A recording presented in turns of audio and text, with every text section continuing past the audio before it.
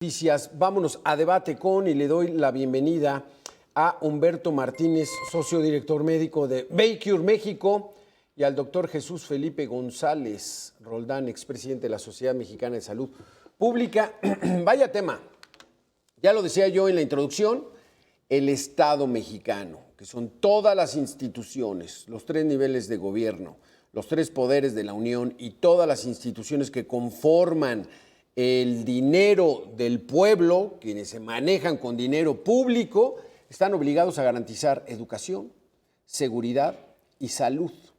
¿Cómo estamos, Humberto Martínez, en esa obligación que tiene el gobierno de dar salud universal a los mexicanos? ¿Tenemos cobertura universal? Buenas tardes, Alberto. Un gusto saludarte el día de hoy y a tu público también. Es una pregunta complicada. Decir que tenemos un sistema de salud que funciona en comparación con qué y en relación a qué cosa vamos a manejar este concepto. Porque finalmente sabemos que hoy día, desafortunadamente, el esquema que había funcionado relativamente bien hasta hace 7, 8 años, hoy ha desaparecido.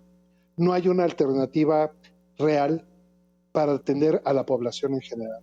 Aquellos que son derechohabientes de instituciones del Instituto Mexicano de Seguro Social, de ISSSTE, de Pemex, de cualquier instituto de salud pública, etcétera, cuentan con la posibilidad de tener acceso a una medicina de calidad, pero son muy pocos. O hay que hacer colas infinitas. Hay gente que pasa 3, 4 meses sin poder tener una cita. Entonces, hoy estamos viviendo un grave problema en cuanto a atención médica se refiere.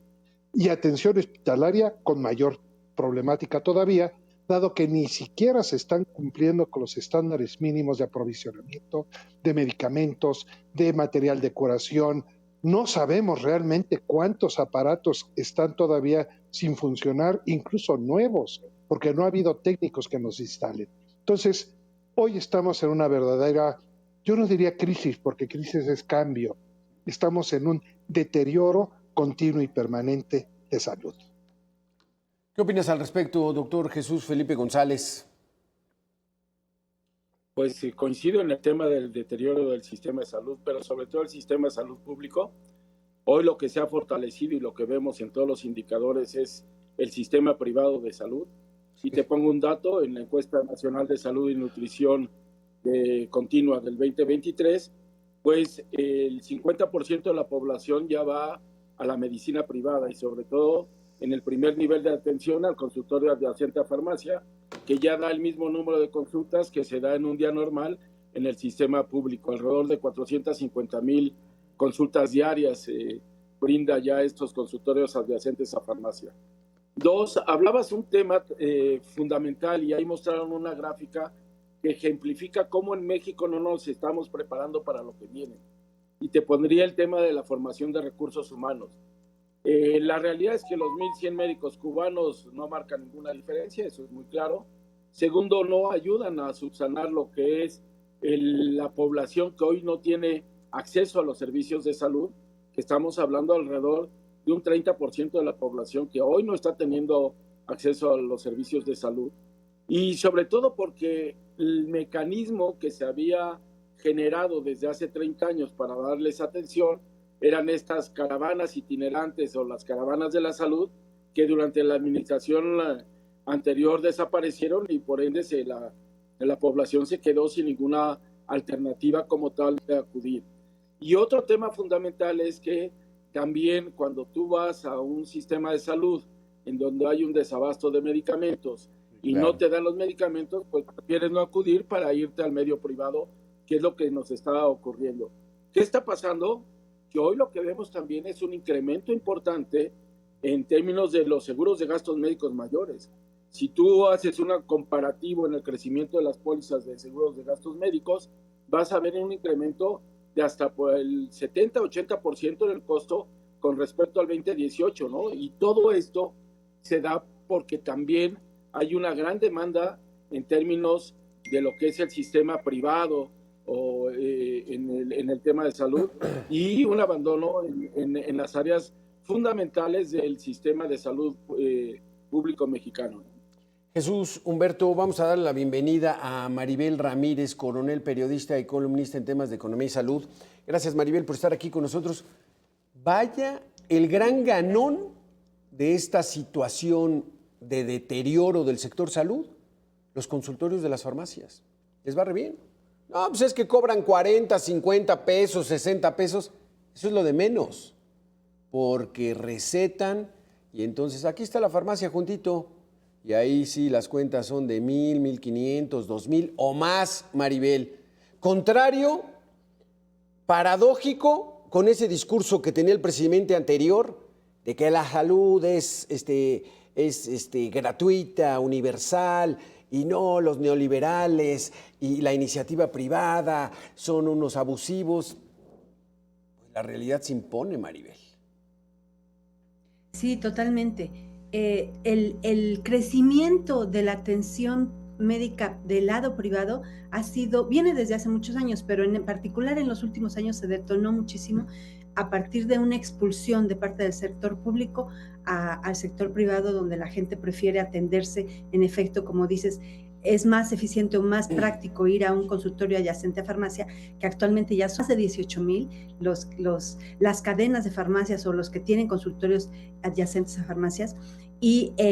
Pero eso no significa que el sector privado también esté bien, porque necesitamos, así como está fragmentado el sector público y hay mucho que hacer todavía y remontar la destrucción que se hizo en el sector público, del lado privado también hay mucho que construir y generar un sistema estructurado donde haya primer nivel, segundo nivel y tercer nivel interconectados, y donde no suceda que vas a un consultorio y a farmacia que porque te cobran 50, 70 pesos, pues es accesible, pero no hay ningún control de calidad, ninguna garantía, ningún parámetro que te permita elegir cuál es el mejor u otro. Y lo mismo sucede en los hospitales. Desgraciadamente, no tenemos como consumidores, como pacientes o sí, como usuarios en el momento de que necesitamos una intervención o una atención médica planeada o aguda por emergencia, no tenemos referencia dónde elegir en función de parámetros que existan de servicio, de calidad. En los hospitales, por ejemplo, del índice de infecciones, del indicador de mortalidad o de morbilidad o de reingresos,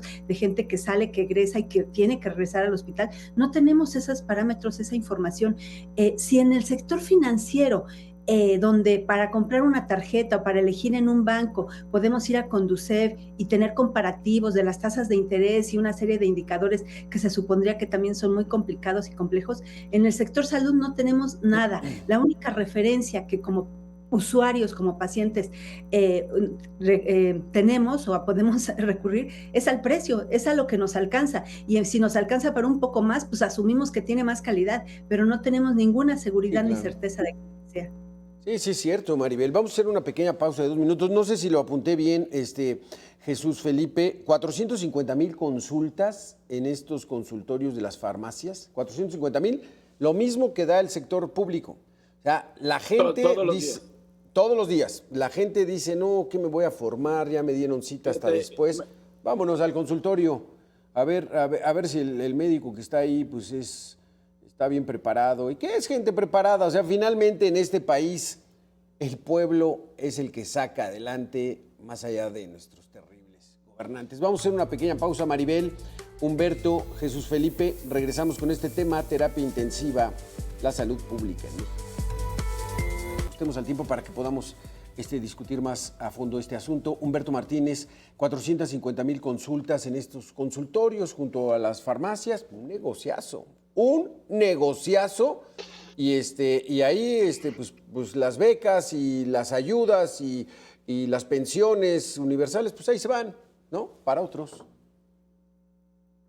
Exactamente, ahí es donde tenemos un grave problema, Alberto, porque además de que se está cumpliendo por parte de un área que es el consumo, el gasto de bolsillo, se está derivando en ello o sea, estamos delegando la salud, nuestra propia salud, a instituciones que no garantizan. Y un tema que Maribel tomó con singular característica, la calidad de la atención. Sí. Nosotros como organización privada que damos asesoría a grandes corporativos, tenemos como misión primordial evaluar cuáles son estas características a través de las cuales los de gastos médicos mayores pueden proporcionar una atención considerada de excelencia. Porque así es, desafortunadamente nuestros clientes son gente que tiene una gran cantidad de obligaciones y deben de tener una atención inmediata, oportuna, cálida y de excelencia.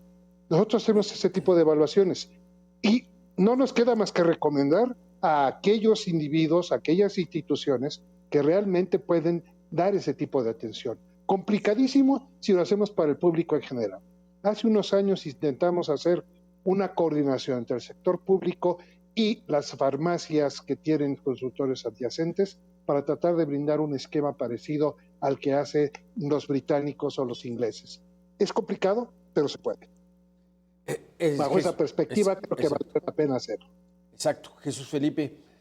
Pues sí, es que es esa realidad, o sea, a alguien que se enferma pues, vete a hacer unos análisis, pues de aquí a que espera uno al sector público. Adelante. A ver, yo coincido en el tema de la importancia que tiene la evaluación de la calidad, pero sobre todo también hago mucho hincapié en lo que tiene que ver con la regulación de los servicios de salud, que tradicionalmente estaba en manos de la Secretaría de Salud a través de lo que fue la Subsecretaría de Regulación y Fomento Sanitario, que después derivó en lo que es la Comisión Federal de Protección de Riesgos Sanitarios, y donde hoy adolecemos de un área que verifique, que revise, que supervise la calidad de la atención y la regulación sanitaria de los servicios de salud. Existía, hoy lo hemos perdido ese papel rector que tiene el Estado mexicano y que es un nivel federal y que la Secretaría de Salud, con el doctor Kersenovich a la cabeza, tendría que recuperar. Indicadores de calidad hay.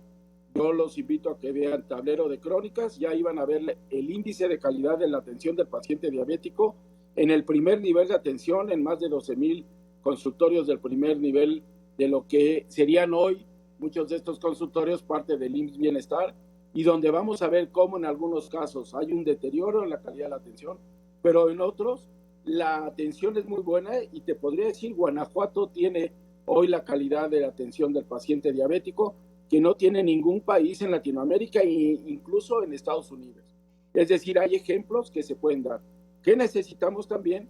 Que tengas todas las herramientas disponibles, y ahí yo te pondría el principal problema que hoy estamos enfrentando, aparte del estructural con esta transición y transferencia y duplicación en términos de los servicios al IMSS Bienestar, yo te pondría el principal problema, y que sabemos y que se reconoce, es el abasto de medicamentos. Sí. Pero que el abasto de medicamentos no basta con conocer que tú tienes ese problema, que es el primer paso, ya lo reconoces, pero el segundo es, ¿cómo le voy a hacer para resolverlo? Y ahí, si quieres, en mi siguiente intervención yo te abundaría más de cómo estamos parados hoy en día en ese tema. O sea, a las farmacias como anillo al dedo, diría el clásico, Maribel, porque hay desabasto en el sector salud de medicamentos, pásele a comprarlas. Tenemos de las similares, tenemos de las genéricas. Maribel, ¿qué opinas? Sí, es cierto. O sea, digamos, es como, yo diría que es una navaja de doble filo, porque por un lado Humberto y Jesús Felipe tienen razón en el sentido de que todavía nos falta mucho avanzar, y el problema y el desastre y la destrucción que ha habido en los últimos años es muy fuerte, y nos faltan indicadores y todo esto. Pero al mismo tiempo creo que podemos ver como, por un lado positivo, el que tengamos esa infraestructura privada y que haya opciones para que donde se ofrezca no solo la atención médica, sino que, por ejemplo, haya genéricos y que estén regulados, que exista COFEPRIS, que tengamos una agencia sanitaria. Digamos, sí hemos avanzado. Lo que pasa es que en los últimos sexenios, en el último sexenio en particular, retrocedimos y hubo una destrucción por una omisión en la Rectoría de Salud, que no tuvimos prácticamente en los hechos secretarios de Salud, y al contrario, luego nos arrastró una pandemia, y en medio de esa pandemia se intentó cambiar el sistema al haber desaparecido el Seguro Popular y queriendo construir un nuevo instituto que a la mera hora no se hizo como debiera ser, el INSABI, que pasará a la historia como un error histórico verdaderamente terrible que nos costó y nos seguirá costando, quién sabe cuántos años terminemos en remontar, pero el hecho de que esté el sector privado, el hecho de que existan las farmacias, el hecho de que haya genéricos que cuesten en lugar de 200, 300 o 1,000 pesos, ya puedan conseguirse a 50, a 100 pesos o un poco más, pero que tengan cierto acceso a las personas y que sí, desgraciadamente tengan que pagar de su bolsillo, pero por lo menos existe, eso también hay que verlo como algo, creo que positivo, que ya se haya generado una infraestructura privada, pero de eso a que se incorpore como parte del sistema nacional todavía falta un gran trecho y pues es parte de lo que hace falta de construir. Porque aquí la gran pregunta es, ¿por qué deteriorar el sistema de salud pública? Porque ganan de todos modos las elecciones, Humberto, es que a veces no se entiende, pero adelante con tu participación. Fíjate que el problema es de tipo ideológico. Esa es una situación en la cual se abusó en el sexenio anterior, a través de percepciones, de ocurrencias, de desconocimiento, de ignorancia y muchas veces de sordera. No entendieron que la salud pública no es un negocio. La salud pública debe de brindarse a la población porque es la única forma en que podemos generar un país sano, con gente sana, que va a tener menos problemas a lo que se ha provocado últimamente. Entre las deficiencias sanitarias, la falta de alimentación, la no vacunación, increíble que después de haber sido uno de los países con mejores índices de vacunación, hoy no lo tenemos. Afortunadamente dice Kersenovich que se va a recuperar, pero ¿de dónde van a salir vacunas? ¿De dónde va a salir ese presupuesto? Entonces, básicamente, el problema aquí fue interpretación, ideología y el querer destruir un esquema que bajo la perspectiva de quien tomó las decisiones era un error. Y hoy estamos viendo que el error cometido fue haber destruido lo mucho o lo poco que se había avanzado en décadas y se destruyó absolutamente por convertir o tener una opción más accesible ideológicamente. Pero la realidad, como siempre, la triste realidad acaba con cualquier ideología. Eso es una realidad también. Jesús Felipe, entonces el principal problema que tenemos es el abasto de medicamentos. Nos ibas a continuar con tu narrativa. Mira, yo te decía, por ejemplo, en el 2018, de acuerdo a datos del INEFAM, se compraron 1.747 millones de piezas, alrededor de 70,000 millones de pesos invirtieron, con un costo promedio por pieza de 38 pesos.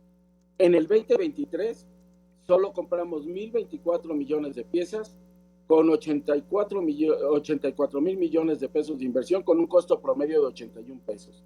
Bajo lo que hablaron para la parte de adquisición actual, estamos hablando de 26 instituciones que iban a participar en esta compra consolidada, que Birmex va a llevar, y ojo, Birmex va a llevar a cabo la compra consolidada, la Secretaría de Salud pone y hace toda la parte de recopilación de datos y desarrollaron una página muy padre en términos de saber qué se requiere y de cuánto. Estamos hablando de alrededor de 4,454 claves, con una inversión de 130,000 millones de pesos de inversión y que iban a comprar 4,000 millones de piezas de medicamentos con un costo promedio de 32 pesos. Primera dificultad, Birmex no tiene la capacidad en recurso humano para poder llevar a cabo por sí sola todos los procesos de adquisición. Tienen menos de 100 personas, menos de 100 empleados para ello, ¿no? Entonces estamos hablando de que estamos en manos de una institución muy limitada para unos procesos de licitación muy fuertes. Realmente hoy lo que requerirías es garantizar para el primer nivel de atención alrededor de 160 claves de medicamentos, sobre todo antibióticos, analgésicos, medicina de lo que es el 95% de la consulta, que si se priorizaran tan solo estas 160 claves, tendrías el abasto para el 95% de los problemas de salud del día con día. Segundo, para el segundo nivel de atención, 500 claves. Y para el tercer nivel es donde más requieres 1,500 claves. Tercer nivel, también recordar que se dejó de lado el que pudieran tener las cuotas de recuperación y hoy, y lo estamos viendo, si tú analizas la mortalidad, por ejemplo, por cáncer de mama, de tener alrededor de 5 o 6 mil muertes cada año, en la administración anterior subieron hasta 8,000 porque no tenían sus medicamentos. Y en el caso de niños con leucemia, igual. Hoy podrías realmente, yo coincido con Maribel, no hay que ver a la medicina privada como algo malo, hay que ver cómo lo retomo, porque ya ahí hoy se están atendiendo la gran mayoría de los mexicanos y pueden ser grandes coadyuvantes si yo les pongo protocolos claros de atención, sobre todo de lo que va a ser el principal problema de salud, que son las enfermedades crónicas no transmisibles y que tienen un costo mayor en su atención cotidiana que una enfermedad infecciosa. Sí, no. Y con esto que nos dices, Jesús Felipe, Maribel, Eduardo Clark, subsecretario de Salud, dijo para marzo, ya estamos a finales de marzo, ya el 95%. ¿Mienten o no mienten?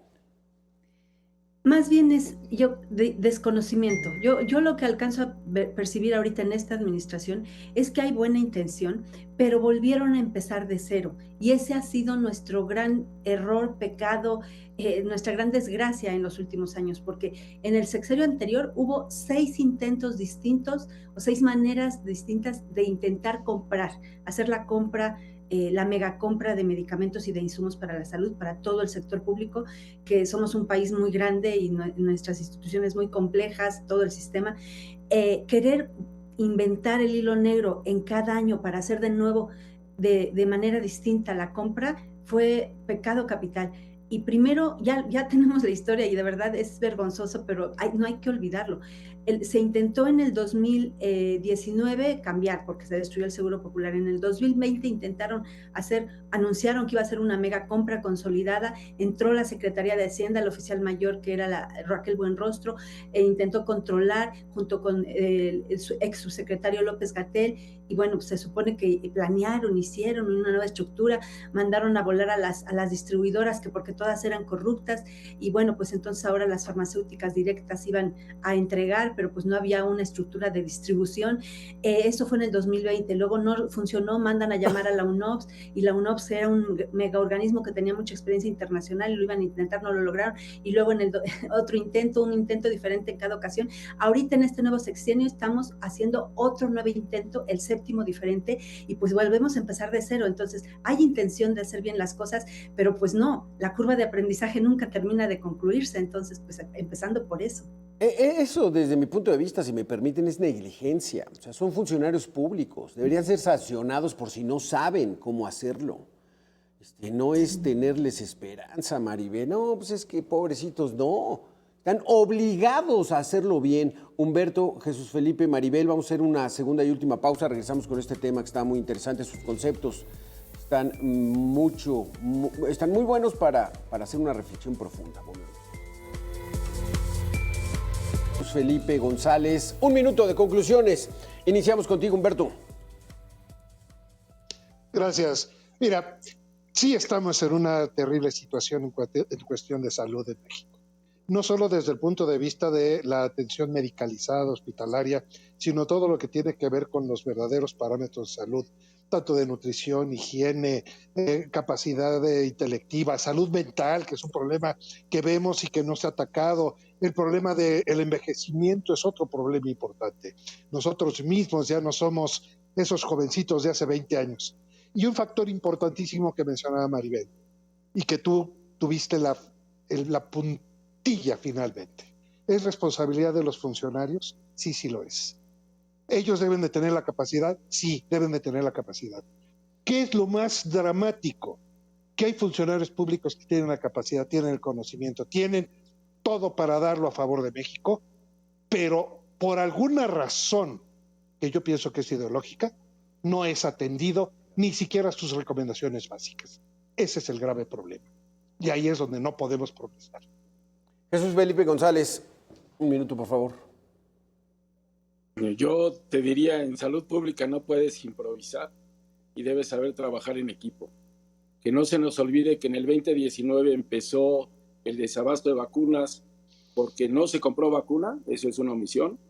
En octubre del 2019 tuvimos por primera vez jornadas nacionales de salud sin vacunación, algo nunca visto en la historia de la salud pública mexicana.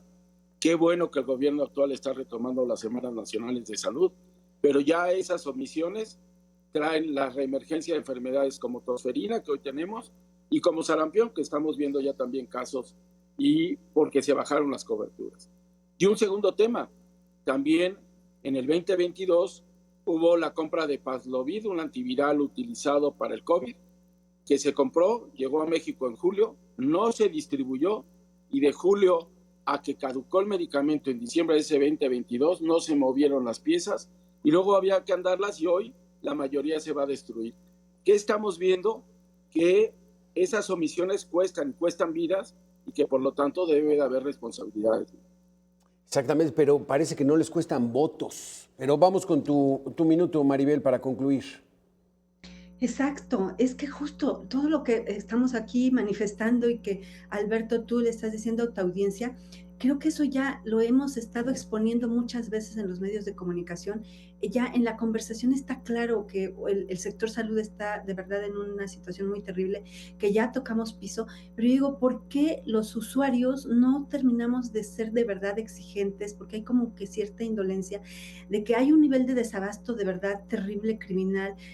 Bueno, ha habido manifestaciones de parte de los médicos, de enfermeras, de los profesionales de salud, también en el caso de los papás de los niños con cáncer en su momento, pero de todas maneras no pasa nada. Entonces yo pienso que hay una falta de conciencia todavía entre los usuarios del sector salud, público y privado, pero sobre todo del público, asumir que es nuestro derecho, el derecho a la salud existe en la Constitución Claro. y nos tenemos que apropiar de él como usuarios y nos corresponde ser exigentes. Y si no hay el medicamento que nos toca, que nos corresponde exigir que verdaderamente sí lo haya, porque yo creo que mientras no reaccionemos como usuarios, las cosas no se van a mover y aunque hay responsabilidades, pues ahí se queda en el aire, ¿no? Y para la historia, esa es la realidad.